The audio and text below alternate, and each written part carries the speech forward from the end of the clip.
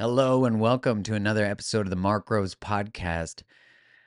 I have to say, it wasn't until recently, like maybe 4 years ago, that I became open to the subject of things like mediumship, channeling, psychics. It's been a slow unfolding, and as a kid, I want to say that I probably had a lot of judgments about it, right? Like, this is quirky people or like potheads or whatever the judgments are that were taught about it. I was raised very much in a more linear perspective, scientists in the family. I did an undergraduate degree in finance thinking I was going to do investment banking. I thought I might be an engineer or a pediatrician or something. Anyways, I thought I was going to have a job that I was taught to want. And I mean, I did have that life. And so as you wake up to the miraculous nature of life and how really there's so much that we don't know. And recently I listened to the podcast, the telepathy tapes, and I was just so intrigued by how what they were sharing in the podcast really challenges traditional thinking of consciousness, communication. And I have experienced these miraculous, serendipitous, synchronistic things in my life. Lots of them. Trusting the call of my heart, trusting the intuition, trusting leaving Instagram, trusting what information I would get as I was gone, not knowing, and then realizing I discovered so much about myself and about healing and about our nervous system and the relationship to technology, et cetera, which of course I'm going to continue to share as that unfolds for me. And I was really excited to have on today's guest, recommended by a very good friend. And we dive deep into the subject of mediumship, channeling, all of it, and really get into like, what is it? He also does it live on the podcast, which is really insane. So I'm so excited for you to hear today's episode. And wherever you listen to the episode, please hit the subscribe button so you don't miss any. We've got some serious bangers coming, and it helps support the podcast when you hit subscribe, which makes me, Trey's, happy. And if you miss an episode, that'll make you, Trey, sad. So hit that subscribe button. Without further ado, here's Riz Mirza.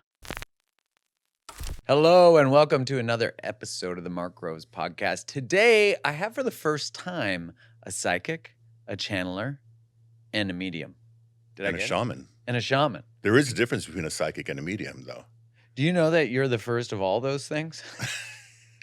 in this room. Yeah, on the pod. Yeah, on a Monday morning. We had a shaman once, but on a Monday morning, we're not messing around. No. We're going let's get into it. We have to go right into it because I will, usually when I get on a podcast, so who are you, where you're from, all those things. If you want, we can get into those things. But I want to share something with you. Yeah. And it's a question that has been brought to me not just as a psychic or a medium or a channeler or a shaman. No matter what reading people or service people come to me for, this question seems to pop up a lot. How do I find, and I'm going to paraphrase it, basically, how do I find peace in a very chaotic world? Yeah, it's very relevant. So I'm like, oh, well, we could do this the fast way, or we could be here for 3-4 years going into it. So I believe firmly that your inner environment is what is your reality. Because we can be in an external environment that is the opposite of what we're feeling, and we're not affected by it. You could be sad at a celebration. You could be upset at a birthday party where everyone's happy. The party could even be for you, and you could be upset. You could be at a funeral and not so upset. Not glad, but you might just be at peace. You might be in a spiritual experience while others are mourning in their way. They could be on the floor crying and convulsing, but that's not what you're feeling. And so I said this to a class the other day, and I said, wouldn't it be interesting if you were at a funeral? Just picture this, right? So you're at a funeral. There's your friend who's passed away, maybe had a long battle with something, or maybe it happened suddenly. And while you're at the funeral, while people are expressing their grief, you feel your friend kind of speaking to you in your mind. And you know that it is that friend because you know their voice, you know their vibration. This is like your soul friend. And your friend starts going, man, I can't believe they dressed me like that. I hate that. I don't like suits or whatever. Yeah. And you start laughing because you're having a personal moment where that love connection has not disintegrated or dissipated. So when the soul leaves the body, don't you think the vibration probably rises as an energy? Like you're free of the physical body, so your vibration, your frequency rises. And what happens to those of us who are left here grieving for that person that we loved and missed so much is because of depression, sadness, our vibration lowers. So now our frequencies are like this. They went up, we went down. So the role of a medium in the middle is that the medium is feeling and hearing frequencies of communication. Now, what do we mean by that? Because some people will say, they just say, oh, mediums talk to the dead. If you want to be old school, antiquated, and totally out of touch, you can keep saying talking to the dead. First of all, they're not dead. They're not dead. You continue. Now, whether you don't believe that or not, that's up to you. But if you're speaking to a medium, we're going to tell you that you do go on. Now, how does a medium receive that communication? Well, because the frequency of the soul is getting higher and higher. And so you're not able to perceive that person because they're physically not in front of you. But what if you could actually hear their vibration? So let's go back to the funeral. So you're sitting at the funeral and the friend is kind of coming through to you and you start laughing. Now, you would probably cover your mouth, right? Because it's a funeral, you can't be laughing. But why can't you be laughing if that's actually coming from love? Right. It's far more acceptable for you to fall on the floor, tear your own hair out, attack yourself, maybe even attack someone else, throw yourself on the coffin, and everyone will understand. They might say, help this person out, Yeah, that's the appropriate emotion. Yeah, oh my goodness, okay, there's just a lot of pain. But what if you just start laughing uncontrolled because your friend is cracking jokes about the whole funeral and saying, I'm good, I'm on the other side, I'm actually fine now. And you start slapping your knee or you're covering your mouth and then you just spit out laughter. They will all turn around and look at you and they're either going to think you're the rudest person in the world or they're going to think you've lost your damn mind. Right. And you've done nothing of the sort. You're actually more connected than anybody else there. Mm-hmm. So we accept certain forms of behavior and reactions to things. And I think that when we begin to understand our reactions to what's happening around us in this chaotic world, right? So what would you do if, I love jumping into these wild scenarios, but this is kind of like my life. I've always been thinking about these things, Mark. So what if an alien, this is a what if episode with Riz and Mark. Yeah, I like it. So what if an alien came down and became friends with you, okay? Follow along, everybody. Is this happening right now? now? Well, Yeah. Maybe it is happening. I don't know. I mean, I've heard some things about you, Mark. Okay. It's out there. Okay, so let's say an alien comes to the planet and only you can see this alien. And the alien says, I'm visiting from my world and I want to see the most beautiful experience you have on Earth. I want to know what is the most beautiful thing that happens on Earth. Please take me there and show it. And you're like, I'm going to show him a baby being born. That's our most beautiful thing, is giving life, a mother giving life. So you materialize in the hospital birthing room. Nobody can see you guys. And there's the woman. There's a typical setup. She's laying on the table. There's a curtain. Her partner's across the curtain. The doctors are there. And the alien says, what's this? He goes, well, this is the most beautiful experience. Just watch. Now, let's say the alien has never seen a birth. And on the alien's planet, you just poof, you materialize out of thin air. You think about having a child and the child appears. Okay, just stay with me. And then the alien sees sharp metal instruments because they're about to do a C-section. Sees cold, harsh lights. Everyone's wearing sterilized clothing. They're wearing masks. They're covering their head. There's a feeling of tension in the air. And they begin to slice the belly of the mother for a C-section, peel the skin back, take her innards and place them on her body. This is what happens. I've been in the room. Can you imagine the alien freaking out? There's fluids over. This is the most beautiful. This is the worst thing I've ever seen. What's number 2? Exactly. Yeah. What's number 2 on the list? And then out comes this baby. Beautiful baby? No, come on, let's be real. It's not beautiful. It's beautiful poetically. Yeah. It's not beautiful visually when we all came out. Right. And so here's the blood, here's the guts, here's the people are screaming, oh God.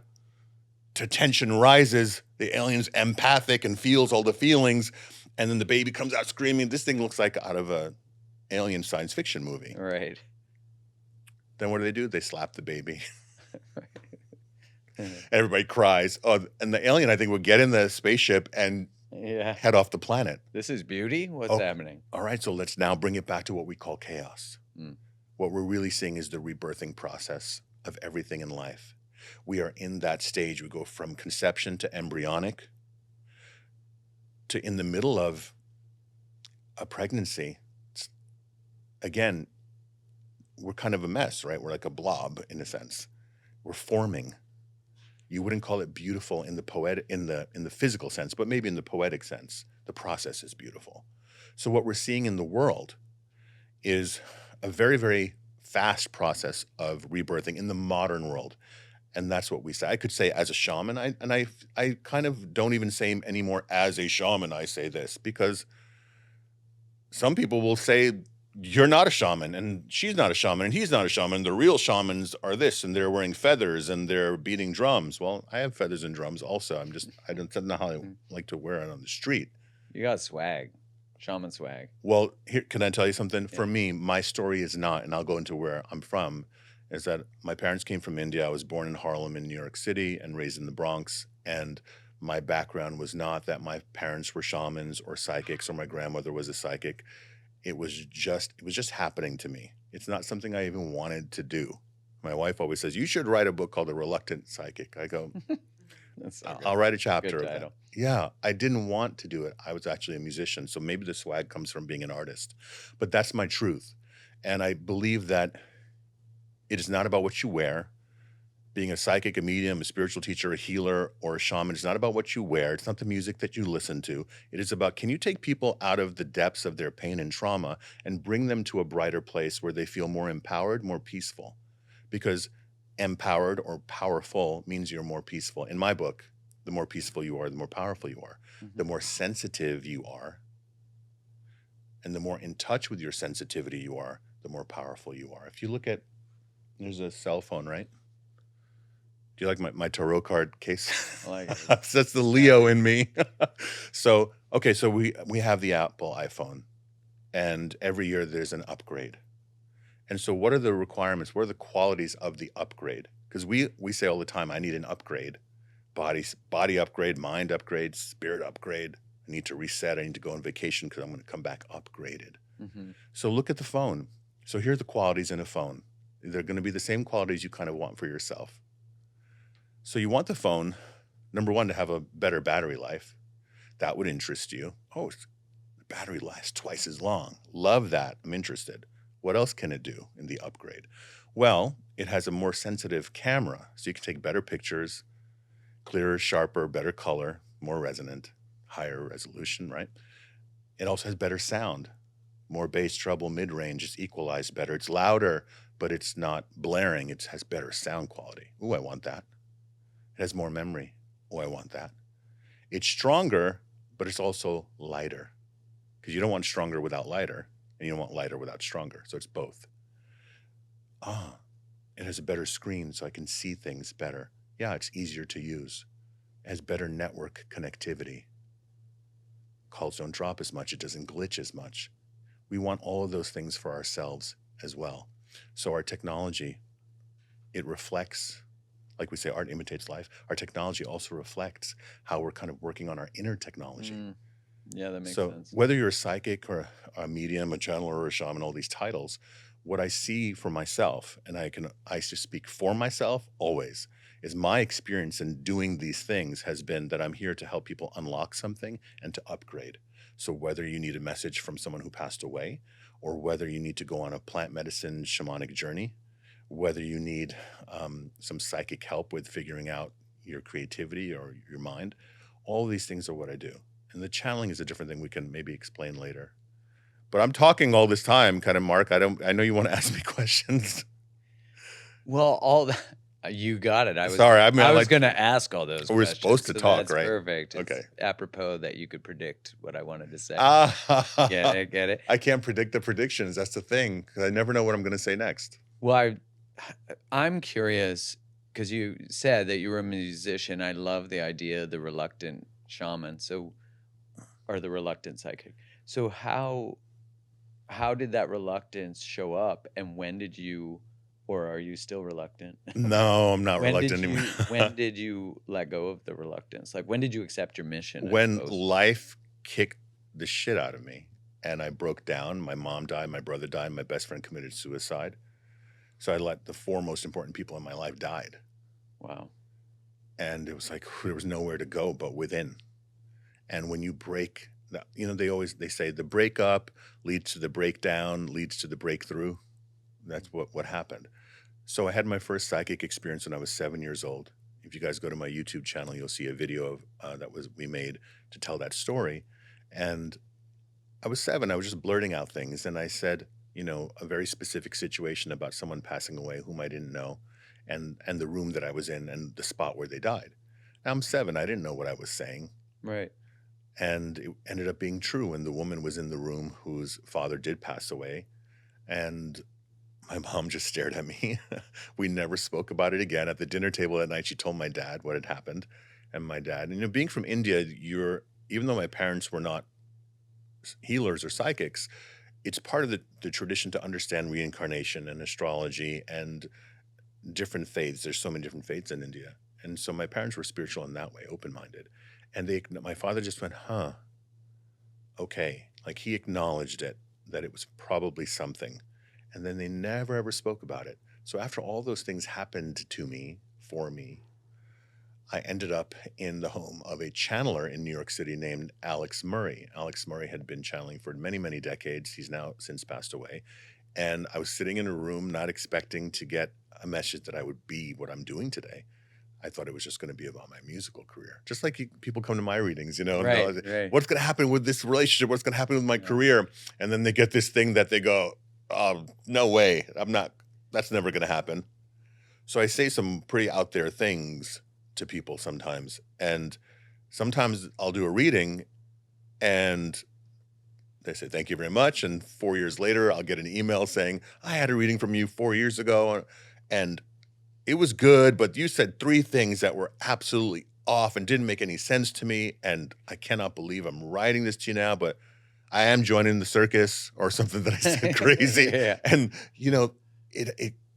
time kind of doesn't exist in the psychic sense. It's not about when I get a prediction, sometimes it plays out much later.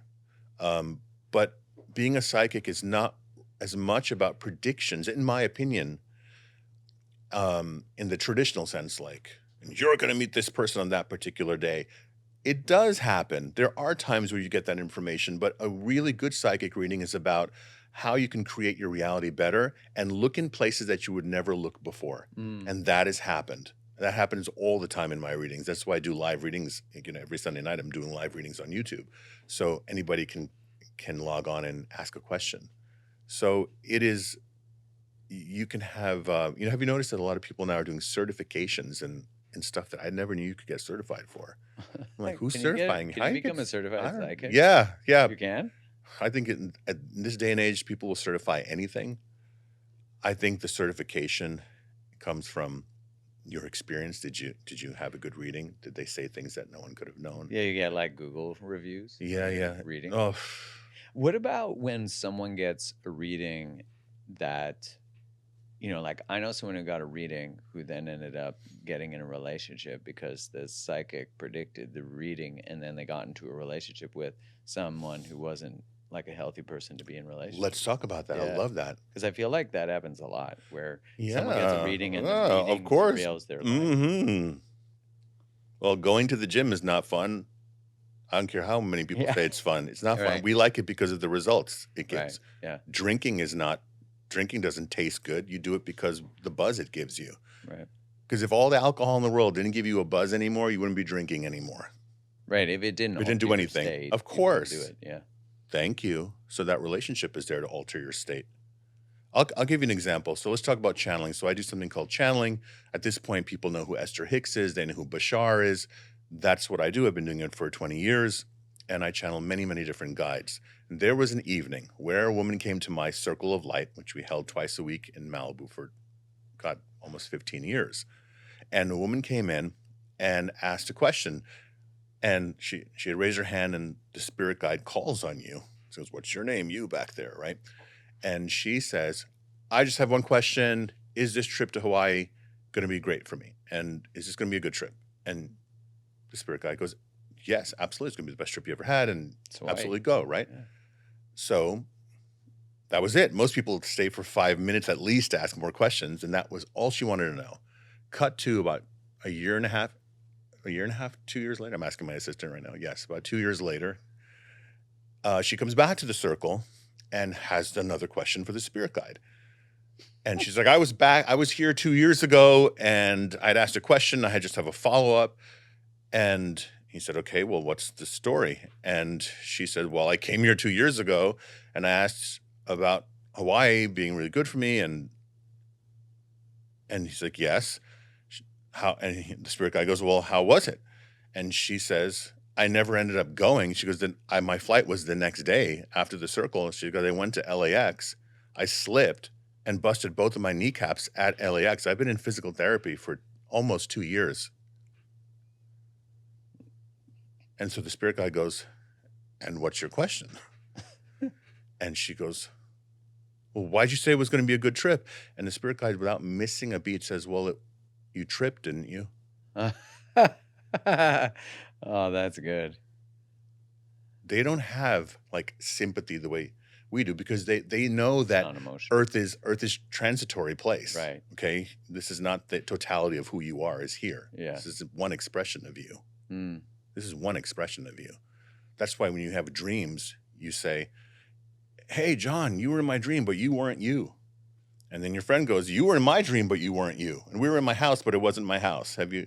You've had that, right? Yeah. We've all had that experience. That's we are now calling the multidimensional self. So going back to that message, what happened for her? And by the way, she said she got her life out of that physical therapy, because that physical therapy she did to get her knees back were what she needs. That's what she needed to access. It was her access point to her higher self. It wasn't going to be through eating papaya and pineapples in Maui for 2 years. It would be nice if that was the way. It could be that. Like I had some dry mango and I met my soul. That would have been good. That's the first line of your new book. So that can happen. Of course that can happen. So anytime anyone asks me, well, what's a good mantra or a good prayer? I say, ask for the things you want. And they go and say, if it's for my highest good, right? I go, no, don't say if it's for your highest good, because it could be you have to twist your ankle to get that thing. I say, in a humorous but pleasant, gentle, and loving experience, I would like to experience that. Yeah. Okay? And then you slow down and become, like I said earlier, that the reason why this phone would be considered better in an upgrade is because it's more sensitive. For the camera to be better, the stereo to be better, the memory to be better, the battery to be better, this thing has to be more sensitive, not less sensitive. Less sensitive, you're going to pay less. More sensitive, you pay more. Yeah, that makes sense. So do you baby a McLaren or do you baby a Corolla? The McLaren. Exactly. Which is a more advanced being machine? McLaren. By far. I mean, Tercels are nice. Corollas are nice. Corolla's my first car, by the way. Mine was a Prelude. I drove through snowstorms in New York in a Corolla. But here's the thing. The more advanced technology requires more care, more time. You don't drive that thing every day. You better clean it with baby wipes. Yeah. Okay? Not just because it's expensive, but because the machinery, the technology is advanced. So the more sensitive you become, the more you have to take care of your instrument.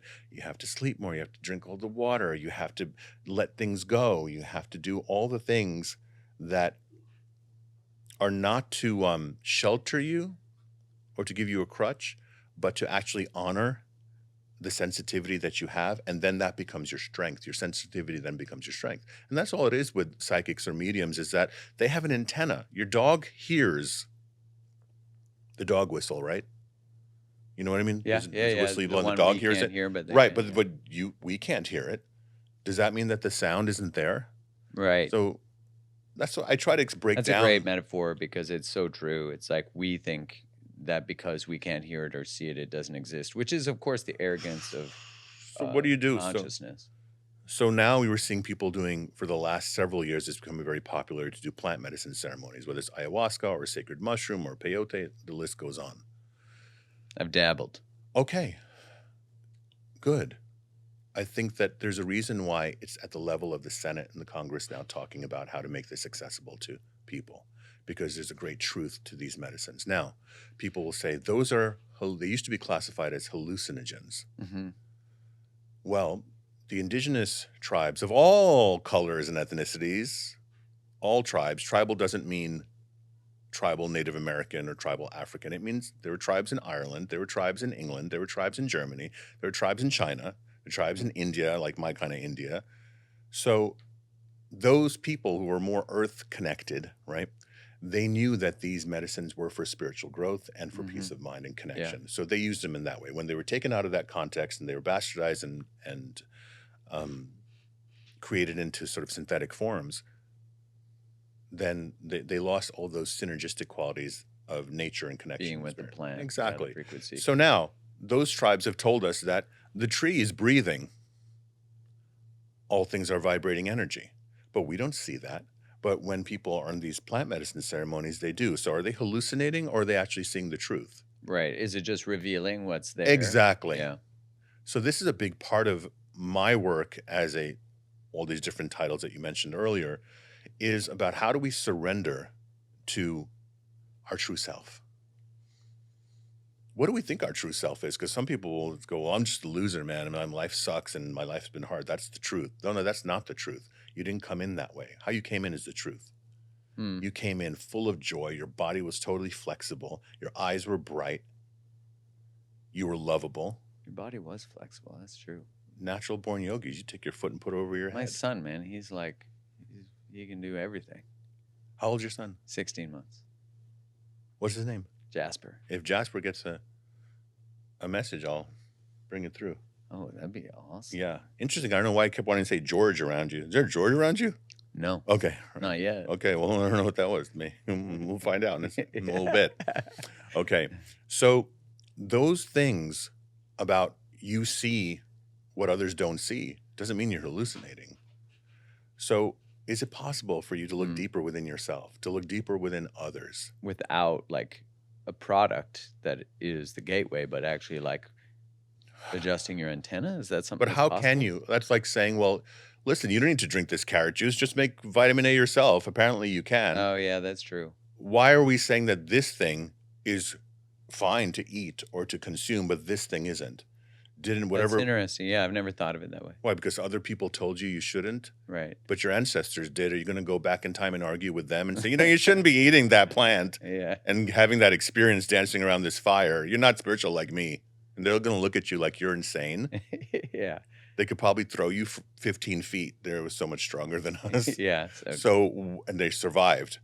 So who are we going to believe? I'm not going to believe this so-called authority figure that just came onto the planet in Western civilization the last 100 years and telling me that those ancient things are wrong. Right, I totally agree. The proof is in the pudding. Who's more balanced and peaceful? Well, it's like healthcare is not healthcare; it's sick care. My healthcare is my Vitamix blender, yoga, channeling, humor, surrendering to love. Man. Yeah, that's my healthcare package. Same. That's beautiful.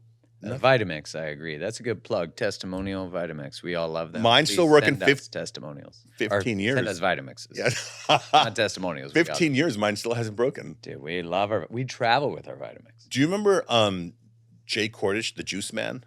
Do you know who he is? No. Well, everybody should know who he is.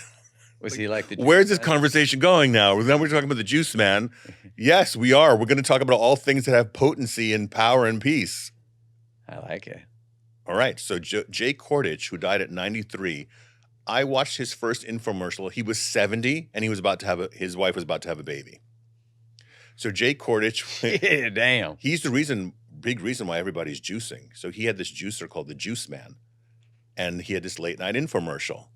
And I used to watch it. I used to sing in a band at that when I was young. I was 18 years old. And I used to come home after gigs and he would be on.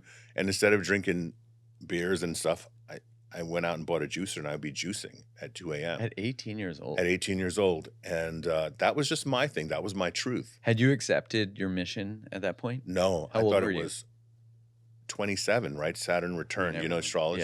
Yeah. I had someone on talking about Saturn return. Yeah, and it's around 27, 28. And I went through one of those. You do go through it. If everybody looks back at their life, you'll see that cycle.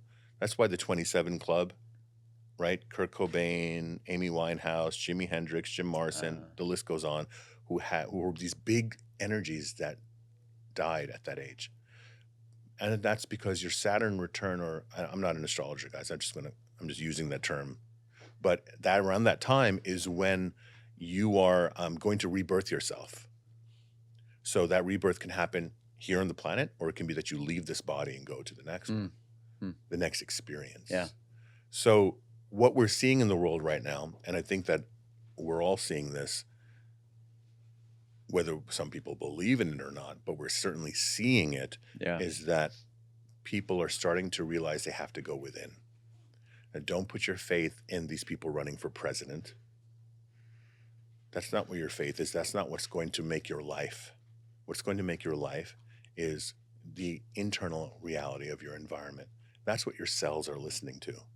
So be careful of how much you're letting certain things affect you and how you're understanding them to be. People will look at politics now, and many times they'll ask me, who's going to win the presidency? And many times I've known who's going to win. But I go, but so what does that mean? So what if I know? What does it change? What does it change for you? Are you going to be miserable for the next 4 years? You'll be more mad. Some people are going to be more mad. For 100%.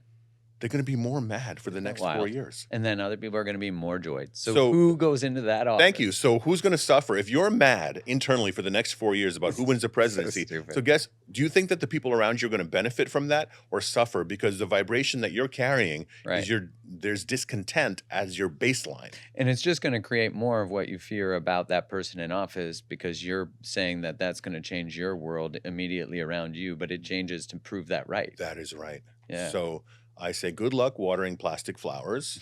Keep doing it. So the journey goes into the depths of yourself and create the internal environment. How do you do that, though, right?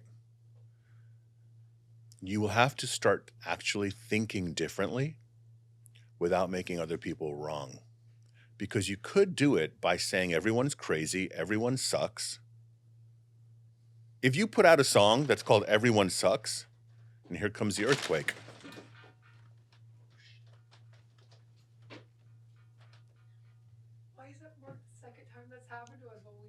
We talked about orgasms, and it started earthquaking. Here we go. We should leave that in here. Oh, we will. Thank you, Mother Earth. Is that a big one? That was very strong. We had one last week that we felt that was a big one. It's still happening, isn't it? Yeah, there's a little vibration going on. Is there the whole room more, shook, or is guys. it just one? The entire structure of this building shook hard. Let's talk about it.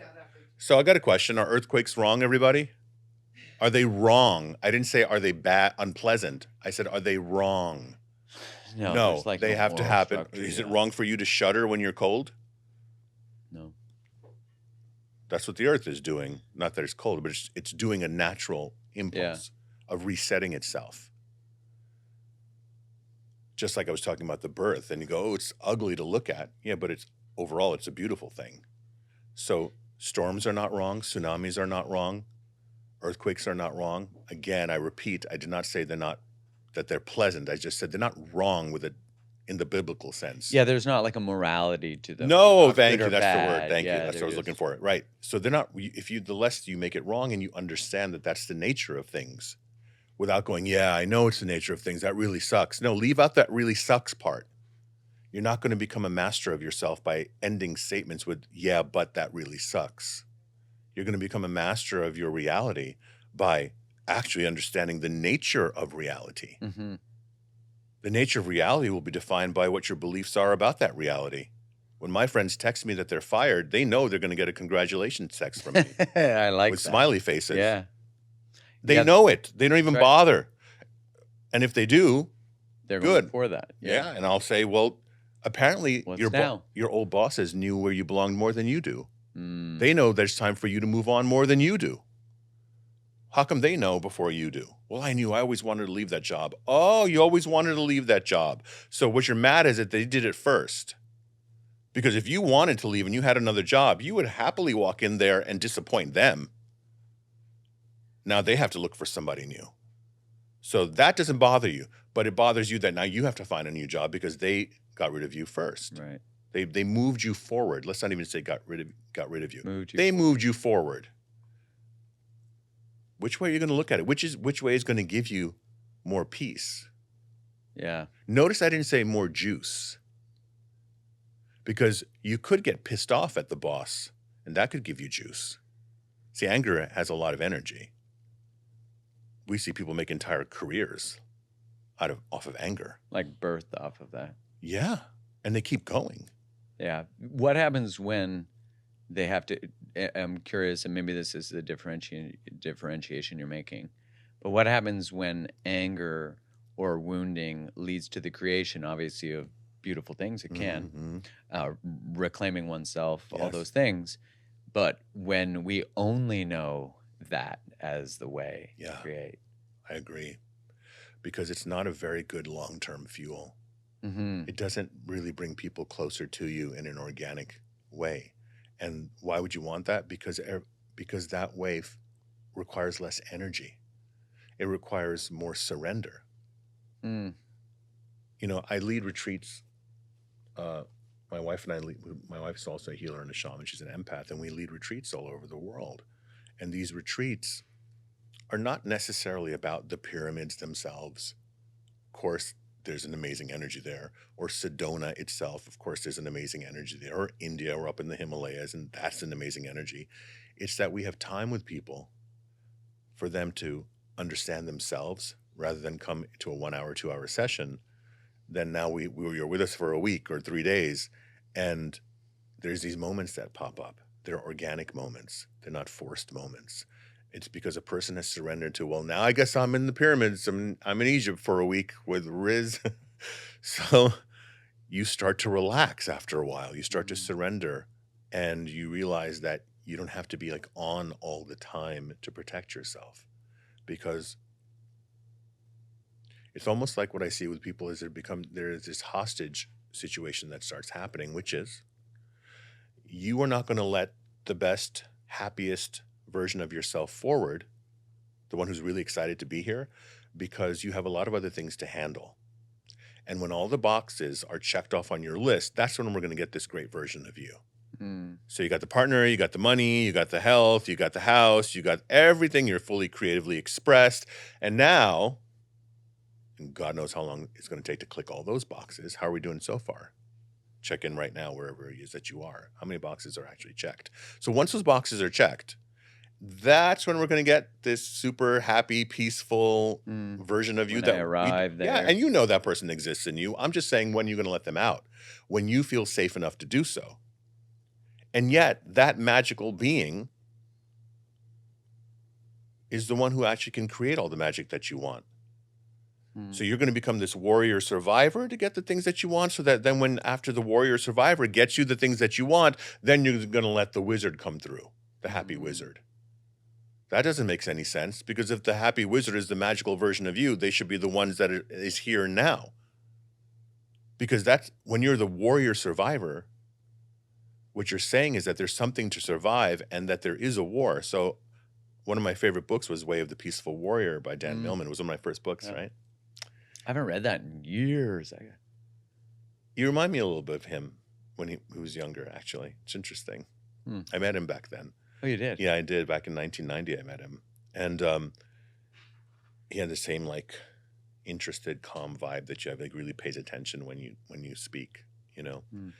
Anyway, and I love the term peaceful warrior. I don't use it anymore because there's no more wars. I'm not fighting a war. Even the idea of Why should I be a peaceful energetic or warrior? frequency of the word warrior. Oh man, yeah, that's fascinating. Yeah, even that I have to fight for this. I have to do. Yeah, even that I can feel the sort of aggression in that as you say it. I mean, where's the grace? I mean, why are we have to constantly try to muscle our way into situations? If it's getting too hard and you're trying to muscle your way into a job or a relationship or something, it's too much, because then you have to keep it up, right? So go back to the boxes being checked. So all the boxes are checked, and now you're laying in your bed in your house with all the things that you wanted, and the person next to you, or persons next to you, who knows? And then you're there, and okay, so how long can you keep this up? Because remember, now you have to maintain all those things. Yeah. Yeah. Oh, That so you more fall into. energy. So you had Right. a day of enjoying it. Now you got to protect all those things and make sure you can keep it. So you trade the misery of not having something for the misery of how do you hold Fighting on to to it once you keep. get it. Because it was arrived at through friction, and so it must be maintained through Yeah, friction. yeah, because we don't believe That's in the interesting. surrender. Surrender, that's a bad word in the English language. The army surrendered, the team Yeah. surrendered. Oh, so that's bad. I like how stickler of a language you are. That's beautiful. That's because, and I'm going to add another language thing to it. That's called a Gemini midheaven. Gemini midheaven. Midheaven in astrology. It's the communications, right?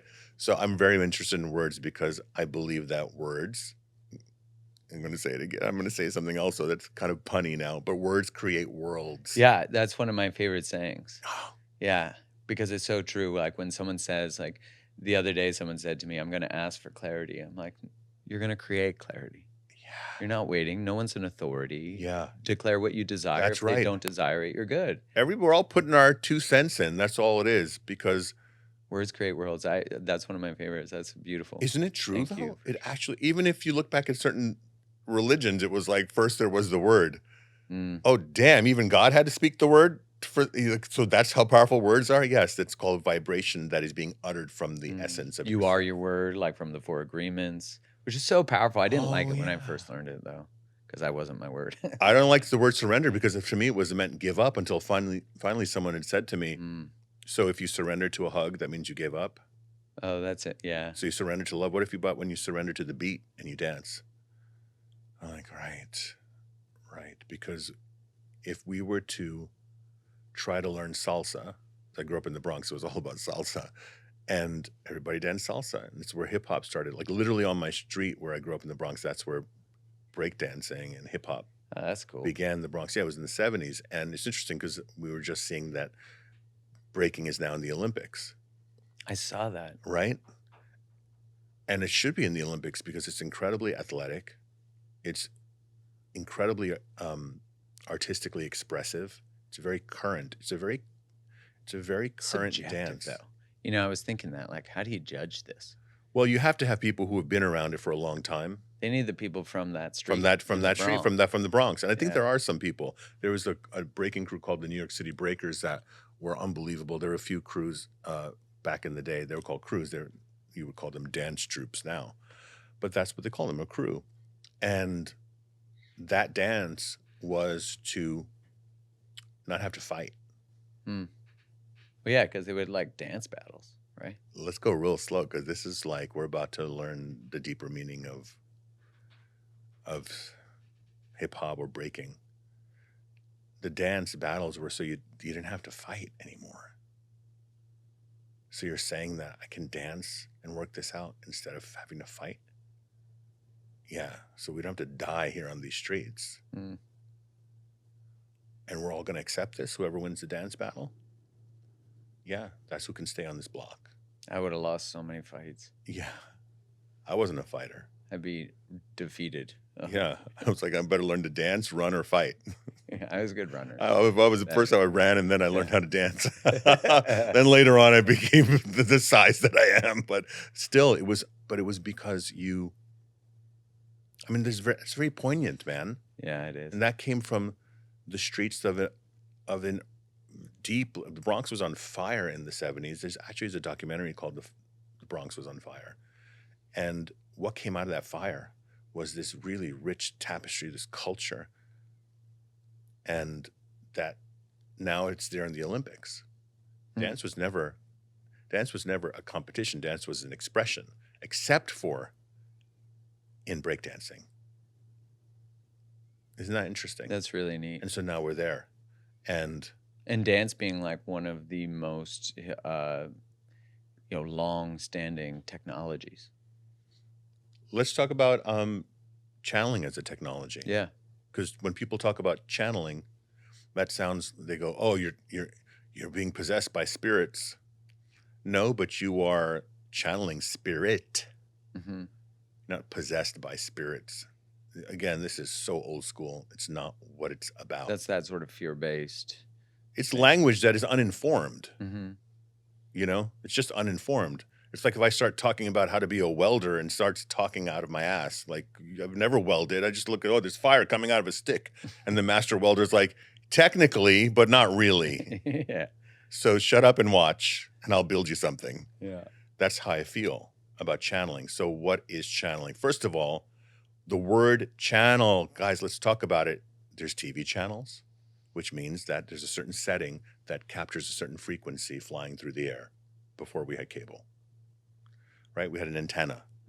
Now, when you have an antenna on a radio, right? So what's happening in the room? All these frequencies are flying through the air.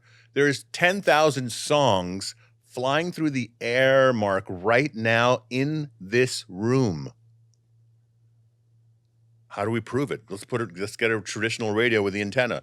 Turn this dial and you'll hear a different song. We don't even know what's happening inside this little box. No. We just had radios growing up. Okay, there's 98.7, 98.9, a different song, a different voice, a different vibration, a different energy, a different topic, different genre of music. Those are like the spirit guides. Every culture has spoken about spirit guides. Even religions have spoken about that you have angels and that there are forces that are around you. They say there's some that are good and some that are bad. Even in some tribal traditions, they say there are good ones that are spirit guides and there are the ones who are just kind of making trouble. Fine, whatever it is you want to believe, at least you understand that we are not alone in this reality and that these intelligences operate and exist on a frequency that you cannot perceive necessarily with your five senses. There's a sixth sense. In India, we call it the third eye chakra. This is your portal. This is what connects you to the higher dimensions. Everyone who's watching has had some experience where they knew someone was going to call, or they were thinking about someone and they turned the corner at the supermarket and there's their brother that they haven't seen in 20 years. Like, oh my God, I was just thinking about your brother around those buying cereal in the other aisle. I can't believe you're here. What is that? Everyone has had some version of that. So we do have a sixth sense. Maybe we have a seventh, eighth, ninth, 10th sense. Who knows? You have a sense of balance, sense of justice, sense of common sense. So ideally. Right. So channeling is when you are stepping out of the way and allowing the energy to flow through you without too much control, a certain amount of control, but not too much. So that means that whatever it is, when you're in that state, you're channeling. We will hear the word channeling used by people who do not believe in psychics, mediums, healers, channels. They think it's all bullshit, but they'll use the word channeling. Oh, I totally channeled that deal. I was channeling my inner Abe Lincoln when I talked in front of those people. Yeah. Oh, but you don't believe in that word, but you're using it. Why don't you just don't use that word then? Just say, I was inspired by Abraham Lincoln when I spoke, and don't say channeling. Channeling means that you felt something. So even people who don't believe in the things that people like myself do, doesn't matter, because you actually do believe that energy is channeled. So you could channel anything from being a great chef, right? You step out of the way and somehow it just happens. You're not really looking at the recipes, channeling it. It lands where it's supposed to land. Many times we've all spoken to a friend or someone and really handed it to them and kind of set them straight. And later we're like, God, where did that come from? Who said that? Did I just say that? Yeah, your higher self said it. Maybe you have spirit guides that have said it. So all cultures have referred to protective, wise beings around us. I call them spirit guides. Some people call them ancestors.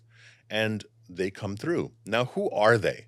Because some people will say, well, I accept that you channel the ancestors, but I'm not going to accept that you've channeled that famous composer, or you channeled, I don't know, Jim Morrison coming through you, or Tupac or whatever. Yeah, you only have a certain exactly. No, you can channel ancestors, but don't. You're like an agent for. That's funny. I happen to channel people that have come through that were very well known, but I also channeled guides, and I'm going to channel a little bit here. That no one has really known much about. But don't be distracted by if you go to see a channeler and they're channeling, let's say, Thomas Jefferson. now we got to go real slow here, guys, because someone will say, well, I can ask Thomas Jefferson the name of all his grandchildren and this and that, and if it's really Thomas Jefferson, he should be able to recite all the documents. You don't even know what you did yesterday, basically. You're asking somebody who's been dead for, so-called dead for so many years. You do not stay the same person on the other side. When you ascend, yeah. So people will say, Riz, let's call them the ancestors. And I go, which ancestors? They go, my ancestors. I go, from which lifetime? The person might go, my Hispanic ancestors. And I go, but you were only Hispanic once. You probably have a Chinese grandma. Well, I don't have any Chinese in I did my ancestry. I'm not talking about Ancestry.com. 23andMe is not validating. Exactly. This. I'm talking about, do you believe in reincarnation? Yes. Okay, what makes you think you were the same ethnicity before? You might have been a couple of times, but if you've been many times, you were another ethnicity. Maybe an ethnicity that you don't even really like. Maybe a gender or non-gender that you don't really like. Whatever. You might have been someone that you don't like now. On the opposite side, I've seen this as a medium. I've seen people who were the oppressed come back as the oppressor. I've seen the oppressor in one life come back as the oppressed. Now, some people say, well, that's good. The oppressor should come back. I'll go, really? So what about the oppressed? Should they come back as the oppressor? Should they? Think about all the countries that are fighting right now around the world that have been fighting for many, many years. You want to go there? Let's go there. They reincarnate as the other side. Because the anger about what they feel is right continues. That emotional vibration at the core of their being, their so-called belief system, becomes so powerful that any wider understanding of the path of them as a soul is lost on them. So you don't stay the same religion. There's no religion on the other side. No, of course you're not. What sense does that make? So you're going to keep coming back to Earth as the same ethnicity and same religion, and you believe in reincarnation? I've been Catholic for so many. So guess what? So don't believe in reincarnation then. Just stick to your belief system that so-called works for you. I'm not here to tell you that you're wrong. I'm just saying, does that logically make sense if you believe in reincarnation? Okay, I'm curious. Are you able to differentiate, and is there such thing as like a evil guide versus a good, like a positively intentioned versus or am I more? Am I taking a human framework? You are taking a human framework, but yes, are there spirits that are not spirit guides? 100%. Spirit guides.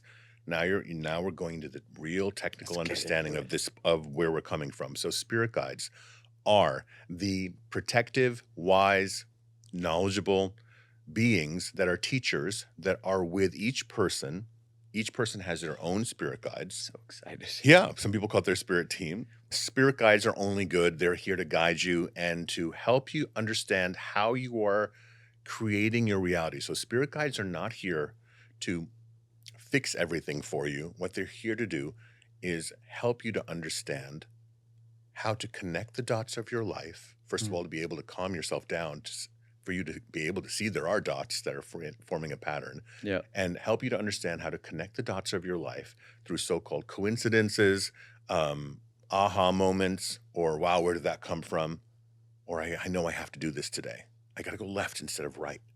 The reason is that you are here as the responsible person creating your reality. That is the journey of the soul, for you to be able to manifest, quote unquote, and create your reality through understanding the nature of reality is belief-based, meaning what is your core belief systems going on inside of you? Which goes back to, well, that's wrong and that's wrong. But sometimes it's just cultural. If I'm sitting in India and I'm sitting like this, talking to my uncle or my grandfather, I could have the most wonderful, loving conversation with him, but my foot pointed towards him is a sign of disrespect. Really? Yes, and he won't even be able to focus. He'll have to be like... It doesn't matter what comes out of Riz's mouth. Where was he? They should have never gone to the Bronx from India because now he's coming back here and putting his foot towards his grandfather. He won't even be able to focus. Because that's... I could be telling him I love him so much. Now, it's not because he was a bad guy. He's a wonderful guy. But he's so programmed by that belief that the bottom of the foot, which is the same bottom of the foot that he kissed when I was in the crib. what a sweet baby. Love his cute little foot. Now it's a sign of disrespect. Interesting. Yeah. It's okay then. The You'd have to, meaning of the foot Okay, based so on it's the a- context. yeah, because it's just considered that you're walking on dirt and now you're facing that towards an elder. That's Wow. disrespectful. Yeah. Okay, there. But That it's makes not sense. disrespect. You go to Sudan and everybody's like, people are burping after you eat at the table. That's not disrespectful. That's just considered human. And it was a good meal. Let's bring that back.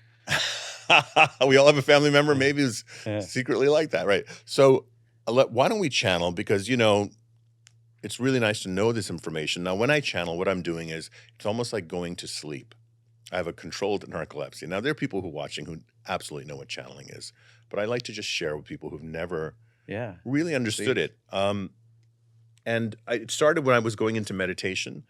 I was a big meditator, and I would come out of meditation and have messages for my friends. Mm-hmm. Hey, That's you should cool. be doing this. Hey, you know what? Think about this. Hey, you should call. You should go over there. You should move to that city. And I saw a spirit guide in my meditation. Eventually, because I kept doing it, they kept coming closer and closer. And eventually I was kind of repeating what they would say. So I would sit with the person and go, oh, your spirit guide's name is so-and-so, and he is saying this to you. And then it became me repeating what I heard them say, which is, we are with you. Here's what you should do, John, or, you know, Mark, or this is how you should do it. And then it became where my voice started kind of taking on their inflections. And then it was almost like an accent was coming out. Like there was a British accent, there was a Spanish accent, there's a Native American accent, there was an Indian accent. And I think it's because I'm just very, very loose in my own being. I just flow with things, because some channelers just go very mechanical. You have the same voice. The same voice. Yeah. No, I enjoy my voice changing. I actually Yours like it. You gotta. I- They take on the character. I just That's take on great. who they are. I That's become, cool. you know, surrendered to who they are. Can you feel the emotional state of them, or like the? There's never an emotional state. They It's don't. just a They thing. have a. Well, it's interesting. Bruce Lee once said the term emotional content. Emotional content. He was teaching someone how to fight, this young kid, and the kid threw a punch, and he goes, "You only have to come from emotional content, not anger." And then we all had to think about that for years. Not anger, but emotional content, which means not volume, but resonance. See, I can talk really loud like this over here. Oh, it's annoying. But I can actually be heard more clearly, and I'm just as loud, but I'm more resonant with my voice. So it's more That makes being sense. received, right? Yeah. So you're not out of control. Anger makes you out of control. So they don't have any state other than pure peace.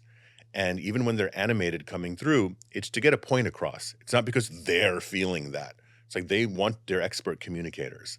So I love their I say it so lightheartedly, I love their take on life. No. I mean, I love like on my, like, you know, laying on the ground, blown away by things they say. Because it's so impactful, and I've seen it change a lot of lives and help a lot of people. Channeling was part of whatever culture you're from, your ancestors channeled. Because we all came from tribes. There was always a shaman. There was always a medicine woman, a medicine man. There was always an elder. There was a mystic. And this was part of it. So this is the way I channel. And I hope that, you know, you enjoy it and also receive something from it. You can ask Phineas anything. Phineas is one of the guides that regularly... Phineas. Cool. He had many different lifetimes, and he's a teacher. And I call him the professor because he kind of has this English type accent and a very specific way of being. And anyway, the point is not necessarily to be distracted by the accent or how it's said, even though that's very interesting. It's more about the content of what's coming through. So why don't we do that? Shall we? We shall. All right. So for me, it just takes a few moments. I kind of close my eyes and go into it. And if you want to join wherever it is that you guys are and really take a break, and it doesn't matter when you're watching this, the moment is always now.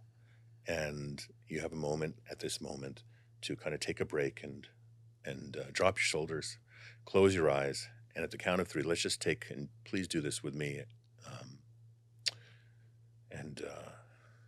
relaxing your face, your shoulders, your eyebrows, your eyes, your cheekbones, your mouth, your head, all of your upper part of your body.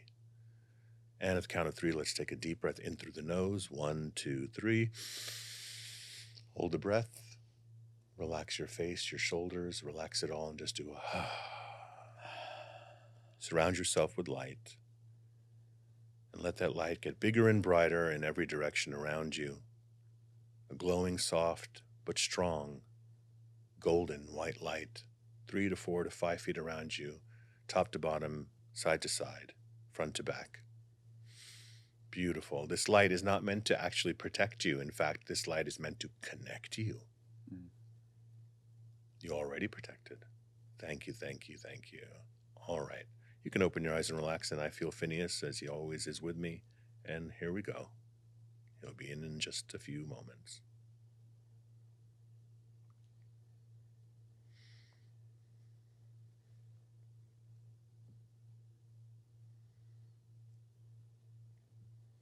I'm Phineas.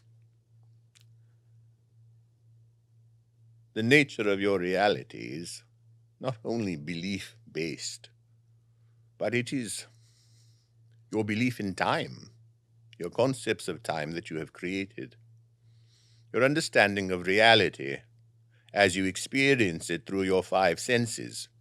At this moment, you are hearing the voice that is coming from the physical man that is sitting here. At this moment, you are either looking at the visual representation of him through your cameras and your devices, or you are in your own room listening to the voice and looking at what is around you.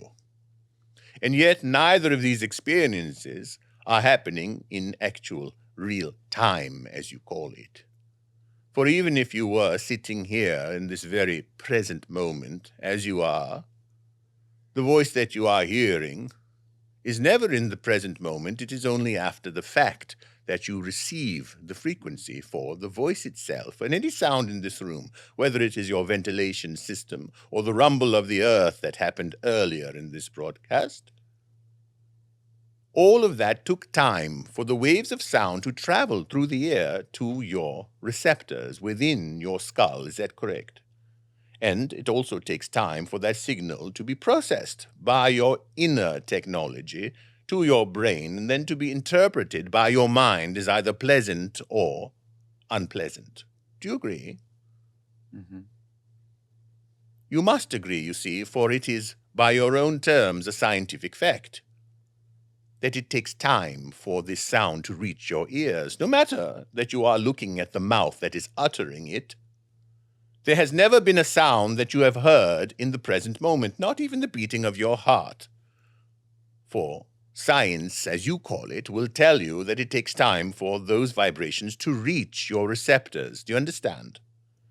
By the same token, you have never seen anything in real time as it is happening, for it is only through the speed of light that the light is being reflected off of the object and then bounced back to your eyes, again processed by your own inner technology through the optic nerve, to your brain to then be interpreted as pleasant, bright, or dark, or unpleasant.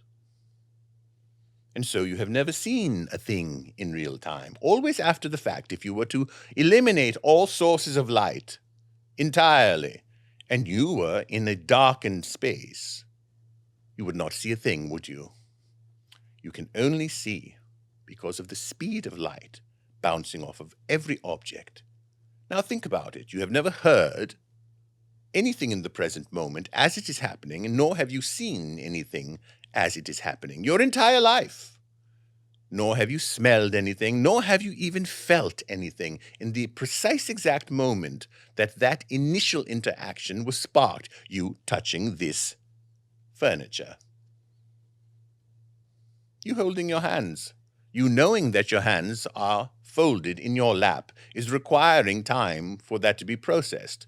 So there is nothing that you experience in the present moment, or is there?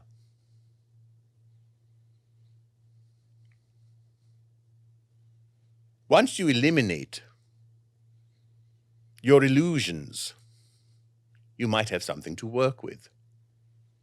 You have agreements on the planet. You have agreed that when your planet goes around your sun once, you will call that a year. When the sun disappears and reappears, you will call that a day. You could have said it is 3 days. You could have said it's 14.25 days. That was up to you. But you decided to have this thing called one. Think about it. If you had said it was one day when the sun goes away 3 times, you then would have a different concept of time. Your time and your concepts of it are flexible due to whether you feel the time is enjoyable or not. Therefore, you have the expression, time flies when you're having fun, and yet it drags when you are doing your taxes. And what if you become a master of timing? For if time is simply a structure, a template that you have applied to the natural movement of the planet, that is what you have done. You have decided to base your experience of organizing your moments through the movements of celestial bodies. That is how you calculate time. Do you agree? Huh. Yes, that is a fact. And so, through these agreements, you have organized a reality in which you will then express yourselves to the best of your ability. The expression of self. Earlier, the young man mentioned that the child is very flexible when it is born. You might venture to say that everyone is born enlightened. You have flexibility of body, mind, and spirit. You may learn, the child may learn, the infant may learn many different languages. If the caretaker speaks one and the parent speaks another, won't they learn both? They could hear Chinese or Russian or Hindi in one day, and if they are listening to it and associating that voice and that language with one person, they will then learn to speak that way. The child who is enlightened learns very complicated patterns of speech and movement simply by observation. When they taste the water and the parent says, water, that association is made, correct? Mm-hmm. So the child is flexible as a yoga master in their body. They also have very bright eyes. Many times it feels and seems that they are not even in their physical bodies at the moment. They are able perhaps to see spirits. In fact, the stories of young children seeing the spirits of relatives who have passed away before they were born is very common, isn't it? The child saying, well, I saw Grandpa standing by the crib, describing the grandfather whom they've never met in the physical sense. And so, the dreams that you experience, these other worlds that seem very real to you. This evening, all of you who are receiving this transmission shall dream. It is inevitable. And in those dreams you shall believe in the very high reality of those dreams. You shall feel pain or pleasure. You could feel sexual desire, fear, trepidation, ambition, physical prowess as well, climbing a mountain or running. And many times you awaken from this dream saying, I cannot believe it was a dream. Haven't you done that? And you've done it more than once, haven't you? And all of you who are listening have done that. And being the intelligent beings that you are, you might think that you should be ready for it the next night. But no, it happens again. You are fully drawn into that reality of the dream with very high production value. Have you noticed? The script is very, very intricate. Twists and turns, great colors, wonderful sets that have been produced for you. Quite a movie. And let us say that happens 2, 3, or 4 times. You say, well, this next dream I shall realize it is a dream. And no, you do not, do you? You simply awaken again saying, I cannot believe it was a dream. Perhaps it will be that way when you leave these physical bodies. You will awaken to another reality entirely and say, well, that seems to have been very real, and yet now I know it is a dream. And so the questions then arise, what is the other side? Your loved ones who have left this plane of existence. We shall call it a plane of existence, or perhaps to call it a focus. Very similar to your dream state. For, again, this evening you shall dream and be fully immersed in that experience. And yet, your body is laying in your bed. And so your focus, which is what you are. Haven't you noticed That which you focus on is what you experience as your dominant experience. And so this life is a focus into this reality. When you dream, you are looking into other dimensions. It is not simply a play of various disconnected thoughts. You are far more glorious in your intelligence than to be a computer that has some glitch in it, that is playing with random bits of information, spewing about in a cacophony of information. That is not what you are. Your planet seeks oneness. Even the word planet means plane. Plane of existence. Your intelligence will tell you that Earth is a school, indeed. But it is a school within a very beautiful playground, isn't it? There is far more beauty than ugliness on Earth. More people are safe, relatively speaking, than in danger physically. But you see, Earth is not meant to be more than a school. You may enjoy it. There are those who are studying different things, but again, the basic classes are here, aren't they? Understanding love and creation, safety and peace, acceptance, and to discover the magic within yourselves in all moments. But for that you must surrender, as you have mentioned. You see, your surrender is your greatest victory. When you surrender to the magic of what you are, when you surrender to the magic of what is around you, that deep magic, magic meaning the removal of illusion, not illusion. Your magicians who perform on your various stages are performing commercial magic tricks. They are based upon illusion to expand your mind to see perhaps levitation or flight or escape is possible. Though it is a visual trick, overall, the feeling still is magic, isn't it? For you have been transformed by the performance. Your consciousness expanded, your wondering of how things were done. Simply the fact, perhaps, that you were entertained for a few hours has lifted your spirits, and that raising of vibration can benefit every area of your life. As you surrender to these understandings, your victory, meaning your peace, is instantaneous, you see. And that is why it is important for you not to become less sensitive, but more sensitive the way that an artist is more sensitive. You see, an artist can see more colors and is more sensitive to the gradiences of those colors and the contrast of light and dark, and that is why they are able to then channel that through their hands and create art. And all of you did the same when you were children, didn't you? You danced without music. You sang without knowing the words, unabashedly. You wanted to create art so badly that you would draw on the walls with anything you could find. And so you can regain that, and even better than before, for now you have intelligence and can direct your energy. You need not be afraid or depressed or anxious when you surrender to the magic of yourself and understand that deeper magic is always happening, even in unpleasant situations.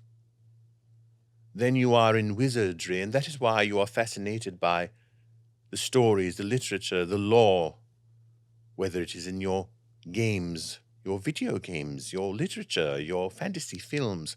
You are drawn to these archetypes of wizards and magic again and again, for they reflect that which is deep inside of you, your true essence. And so, that is why when you surrender to this, you shall feel all that there is, and that is what you call Source, God, or creation. Bless you.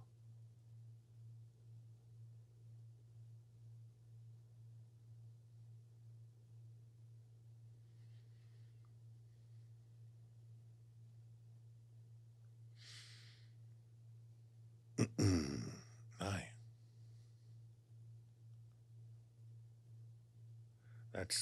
He's something, isn't he? Yeah. takes a few Just seconds. riffs too. Yeah, there's no pauses. He's channeled books through me, so I have a few books out, and Phineas has a book called Signs of Manifestation, which I literally just sat every night for a few nights and we recorded it, and there was didn't need any editing. That's amazing. Yeah, you know, in high school they used to tell me, you know, Mr. Mirza, you're not going to be able to make a living sleeping. Really? I'm going to try. You're like, watch me. Wow. It's called a waking sleep, right? It's a waking dream. And I mean, how deep you want to go? We're so distracted by life, guys, all the time, all the things that we're thinking about, the list that you have to do, things you're thinking about. But then when something happens that is potent and draws you in, that's why I channel, because the first time I saw someone channel, my teacher, Alex Murray, when I watched him, I was just, I mean, I really watched, like, either that's the greatest actor I've ever seen in my life, or this shit is actually real. Because there was wisdom coming out that I wish I had learned. If I had learned this since I was in 3rd grade, how much better off I would have been. I would have understood the nature of life much better, much more peacefully. I still would have gone to school, had a job, did all those things. It doesn't take away from that. You can just go off and live in the forest by yourself. I think it connects you to what is beyond. So there's like this relation to, you know, because I think like one of the things that holds humans back from really being present, really allowing themselves to reiterate and become reveal, is this fear of death. Because they think there's nothing after. Yeah. And they're like, well, if I get more dedicated to my religion, that will. Yeah. But it's like these experiences are like, oh. We need, you know, we all need our kind of our proof, whatever that means, you know. Some people will be like, that's proof enough for me. And some people will be like, I've given readings where I practically gave people their social security numbers. They still didn't believe in psychics after. I'm like, wow. No, really. I mean, things like because they don't want. Oh, I've done readings where I've given like 5 family members' names to a total stranger, and they're just like, you read my Facebook profile. Oh, God. Like, I just met you on the street, dude. I mean, I'd give readings coming out of Starbucks. That would be a random day at Starbucks. I do that all. Well, I mean, I do. It's probably somebody watching who did have me do that. I do that all the time. Sometimes I film it, like on my YouTube channel. We'll just have somebody filming with the iPhone, and I will literally go up to a total. Yeah, I'm like, hey, are you cool with getting a reading? They're like, sure. Are you gonna tell me anything bad? I'm like, no. I'm not that kind of psychic, like, you know, gives bad news. But yeah. So I just listen. My whole thing is, I want to help people be who they really are, and to give themselves a chance to be the out of the box thinker that I think that we all are, that we all were as kids, to return to that place of possibility. And certainly I think the world needs it now more than ever, because things are getting so played out. It's getting so played out everywhere. Like, oh my God. Yeah, the drama's so big. Drama's so big. As we were saying before we hit record, it's the best movie I've ever seen, but it's hard to be in the movie, you know, because it's, you know, but as you're saying, it's like, how do you be here so that what's going on out, like your reference about the funeral. Yeah. You know, that's such a great metaphor, because all of a sudden you're going like, oh yeah, that makes sense. That makes sense. Why can't I be in joy? And why is that wrong? Yeah. I've read that there were, in tribes, when somebody died and your mourning time was over, the chief would walk up to you and go, okay, you're done mourning. Yeah.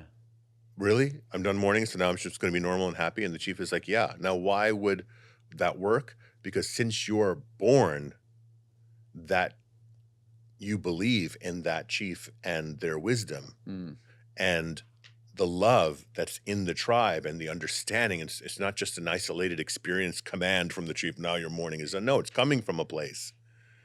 He or she is somebody to you. Okay.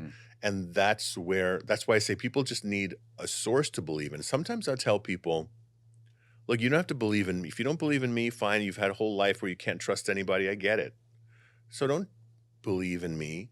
Don't believe in somebody else. What would happen who was the person that you love the most? And somebody might say, well, my grandfather. He was the epitome of what was good in this world. I go, okay, grandfather's passed away? They go, yes. I go, so imagine tonight at 3 a.m, your grandfather appears at the foot of your bed in like surrounded by light. And he goes, tells you the truths about. Maybe something similar to what I'm saying. Mm-hmm. I said, will you believe him? And they'll say, yes. I'm like, okay, fine. We'll send your grandpa. Yeah, send your grandpa. Say that your grandpa said this to you. Then you'll give it a chance to listen to. I don't worry about whether. See, if you get the message from a spirit guide, or you get it from a fortune cookie, or a truck goes by with a sign. If you're within earshot or eyeshot of a particular message and you wonder if it's for you, then yeah, it's for you. That's why you're seeing it. So try to interpret those signs for yourself. If I see a skunk, I have a very different reaction to seeing a skunk than another person. Why? Because my interpretation of a skunk comes from the shamanic interpretation of that skunk being a spirit animal totem. It has appeared to bring a message. In fact, it's a good message that you are protected and you are in your highly individualized state of reverence for yourself. And the skunk has that. And skunks are very friendly too. And someone would just go, no, well, all I see is this thing is about to spray me. I go, that's not what I see. Yeah. Well, anything can happen. You could be run over by an ice cream truck. You still like ice cream? Well, yeah. Okay. Might not like trucks. Yeah, I like the trucks. I think it was George Carlin. Remember George Carlin, the comedian? Oh, he's so good. He was trying to explain to people the difference, and I think this is attributed to him.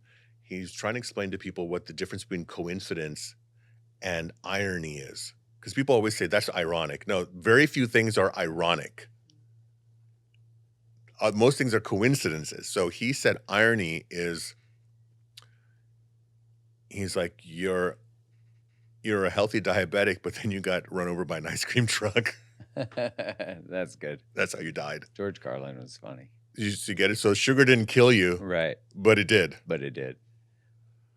That's irony. That's good. Yeah. So that's why sometimes I go, the irony is like, I would fall asleep in class and never forget. The teacher goes, "You're never going to make a living falling asleep, Mr. Mirza." And I go, I'm spiteful enough to actually dedicate my life to proving you wrong. I'm spiteful enough to actually do that.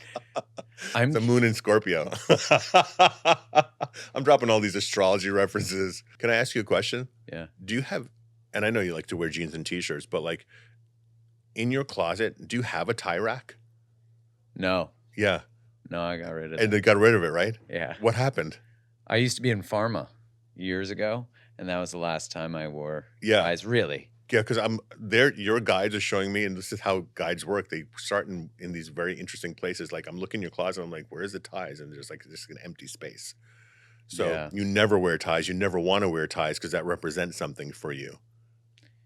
Yeah, I mean, I think I like a good suit. Yeah, of course, like how I feel, but it would be like a wedding. Well, it's a wedding, right? You're not going to like throw it on date night, right? No, because like for me, it represents who I was when I was doing that. It represents what I was taught to want, who I was taught to be, and I did really believe in it when I was in it, of course, because I was, and now I have an aversion.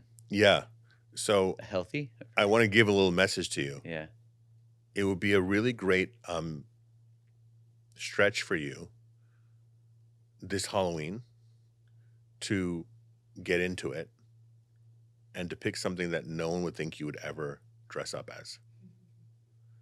And that means like you're not just going to wear the mask. You're going to actually, like, you might hire a makeup artist to come to your house and like put a face on you. Fully immerse and do something. And it's going to actually help you channel.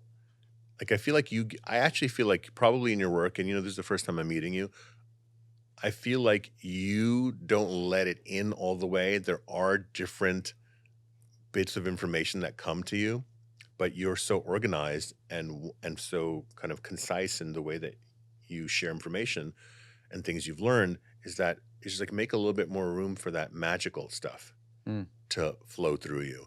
And I don't know, maybe you got to be Gandalf for... That'd be fun. I got to grow, but I'll do it. Yeah, but that sounds fun. I mean, that resonates a lot because that's what Jasper is here, by the way.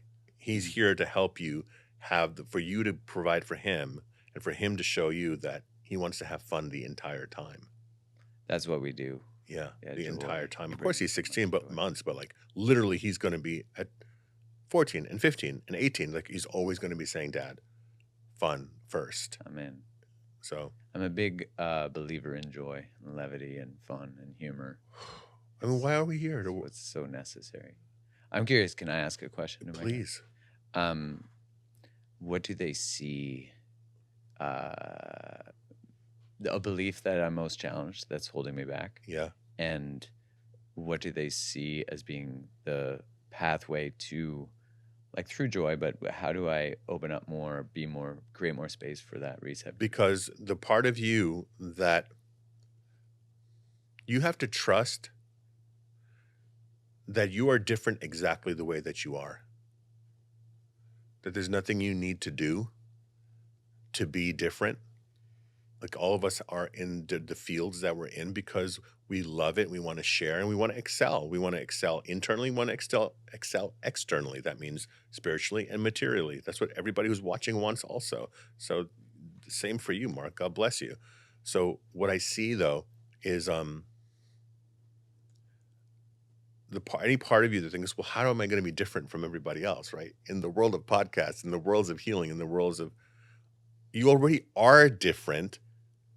It's just, what will you allow? For example, I once asked a personal trainer friend of mine in New York, I was like, dude, I really want a six-pack. He's like, everybody's got a six-pack, Riz. I was like, what are you talking about? Everybody's got a six-pack. Nobody's got a six-pack. He goes, yes, everyone has a six-pack. It's just there's fat covering it. And I knew that he was trying to get a point across to me. I said, because I was like, how many crunches do I have to do? He's like, if you want core strength, you can do crunches, but doing crunches is not going to give you abs. You already have abs. The abs that are underneath your fat are the abs that are going to show up when the fat is not there. I was like, oh, you're right. He's like, do you think those people who are running around in the tribes killing lions are doing crunches? I'm like, no. He's like, yeah, because they're just eating protein and not a ton of carbs and they're moving their body. That's it. So what I want to say to you is that inner magic that's inside of you. So you've learned to trust the feminine inside of you, and you're learning to trust that yin energy. And that's the intuitive, the nurturing, the creative. The yang energy, which we call the masculine energy, is kind of the builder, protector, strategizing, analyzer. But you need all of those inside of every single person. No matter how you identify, you need yin and yang within you. That's the flow of life, flow of nature. So I take it out of masculine, feminine. I just go into yin and yang. Just stick with yin and yang. You're always going to see the interplay of yin and yang happening everywhere in life on every level. So with you, it is allowing yourself to trust that yin creative flow energy. Right now it's being channeled into creating this wonderful work that you're doing that's reaching people. But at the same time, I would want to say, learn to do a cartwheel. Play some 70s roller disco and throw a party, rent a roller rink and throw a 70s roller disco party and invite your friends. Even if there's only 10, rent the rink out yourself and have that fun and play the music that you loved and trust that. Mm-hmm. But there's a real strong, I also feel a very strong connection to you and Mom in terms of how you processed her information, how you process who she is. Is she still with us? Mm-hmm. So how long you have felt her inner world your whole life. Yeah, totally. And it's like there's a very strong karmic connection I feel between you and her where, and this is how we understand things as psychics, is that people share a certain kind of psychic energy with each other. And some people call that a connection, and that's what you have with her. It's beyond this particular lifetime. Has she ever tried her hand at art? No. Would she? She's very much language. Like she speaks 7 languages. Of course. I'm trying to get her out of cerebral. Yeah, she's very so that's why I say, have she ever tried her? And she might, out of her respect for great artists. Yoga, but I don't. See, all of that is still so controlled. Yeah. She loves the artist, right? So it's about trying your hand at it. Meaning I would say to her, you've earned it. There's no rush tomorrow to try and go out and do something. What if you learned how to dip that brush in paint and allow this to flow through you? She would do that if I was like, hey, let's go do If some you painting. were like that, you see? Yeah. If you were like that. If I told her, let's go paint. Yeah, so let's do that. Make a painting date with her. And does she drink? She does. We should. I don't drink, but she does. Put a few drinks in her. She would do that. She's got a good Irish. She'll do the jig. Yeah, that's why I'm getting a few drinks in her, and then let her paint. She would definitely. Yeah. That's what you got to do. And people go, "Oh my God, that shaman told the guys we should drink." Yeah, the shaman tells you how to do it. I don't tell you to become an alcoholic, but okay, you can have a few drinks and paint, okay? Because you need to. It's the bridge. Yeah. Look, she's not going to eat a mushroom and do it, right? No, she definitely won't. Okay, right. Well, so then let her try have a it. few drinks. Like, come on, let's do a gram. So just have it. Well, We'll talk off camera about that. Okay. So yes, that's what I see for her, and I feel that is that joy that instantly comes to his face is about. It's a very, very old connection here, and seeing her like that is going to do a lot for you. Yeah, I mean, I think for that archetype and for my mom specifically, there's a desire for her. I desire for her to let go. I say that to her, like, you can't be so constricted. Because you are one of her soulmates. See, soulmates, it just doesn't mean romantically. Soulmates. Soulmate can be a person that you actually have a lot of problems with. The soulmate simply means a soul that has traveled through different lifetimes with you to help you become who you're here to be. That's what a soulmate is. So she's one of your soulmates. Very interesting. Very interesting. I also hear this name Jerry. Is this connected? That's my dad. Thank you. Okay. So he's part of the team and that watches all of this, that has been around, but more on the outside of it. Yeah. Interesting. Yeah, I mean, he's been an incredible guide in my live life, in this life. Yeah. So he's traveled. I mean, what I'm saying is he's one of the soulmates as well. And, but he was more on the watching you and her grow through different lifetimes together. Oh yeah. That's true of this one. Yeah. And definitely visit Japan when you can. When you can. It's not like you have to do it now, but maybe later, because I think you're going to really appreciate how massive a place like Tokyo is, which is, I'm from New York, and New Yorkers, we tend to think we're the greatest city in the world. No, I actually think Tokyo is the greatest city in the world. And that's a New Yorker telling you that, because they have more people than us, and they've been through more shit, and like everything's super well run. And they probably have corruption too, just like we had in New York. But I don't know. You would come to respect it. Like, wow, this is so well organized, and it's bigger with more people. Like, that's crazy. Yeah, how the Japanese culture has so much order yet. It does, and yet there's fluidity too, Yeah. and there's grace after, all the hell that they went through. And there's there's also uniformity of culture, where in New York it is multicultural, which is in many ways harder, right? Because you're not necessarily coming from on the same page all the time. And there's so many differences there. It's uniform, so everybody kind of feels like we're of the same people, I don't mean to compare things. I was just trying to give an example of how awesome it is, but you would like it. I'll have to check it out. Yeah, man. What an incredible day we've had today. Dude, thanks so much. We endured an earthquake, a fairly big one, which I have only 4 earthquakes in my inventory, and they're all in LA. And 2 of them are on podcast now. Get out of here. And that was the biggest one for sure, because the whole building shook. You were saying you go live every Sunday. Yeah. First off, thanks so much for being so generous with your time, and to Phineas.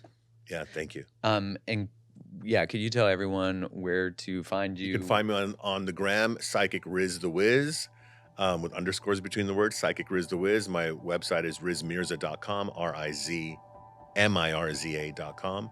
And drop us a note. We have a lot of amazing things that we do, not just here in LA, but all over the world. And I do private healings and private sessions as well. Amazing. Thanks so much. Appreciate it.